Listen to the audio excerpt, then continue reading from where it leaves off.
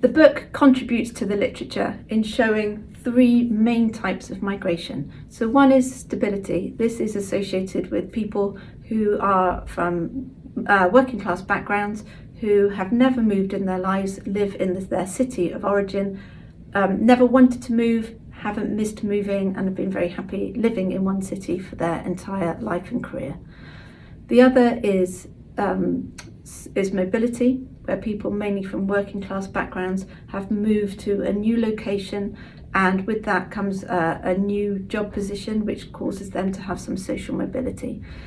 In this pattern, people are really moving to a very different type of life than the life that they had as children.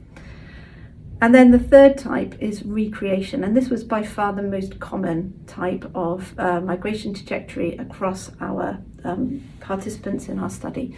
And in this pattern, people were moving away from home, usually for university, then moving once or twice after university, and then once they'd had children, usually after the birth of the second child, there was a strong desire to recreate the conditions of their youth for their own children. So they're looking for somewhere that's going to provide the same sort of schooling, the same kind of friendship groups, and the same milieu. So maybe they wanted to be by a river if that's where they'd grown up, or they wanted to be in a city if that's where they would come from.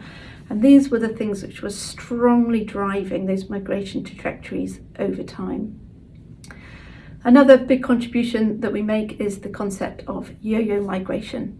So in this, we find that some of the people who were highly mobile were actually, when you mapped out their migration movements, were moving away from and then back towards an anchor location. And they'd make this movement repeatedly. So they may make 5 or 6 movements away from and then back to an anchor location. And that anchor location was often their home of origin, where they were brought up. It may have been somewhere that was very similar to the place that they were brought up. It's often where their family and friends live. So that, again, we see that draw of family and friends being very important in migration decisions over the lifetime.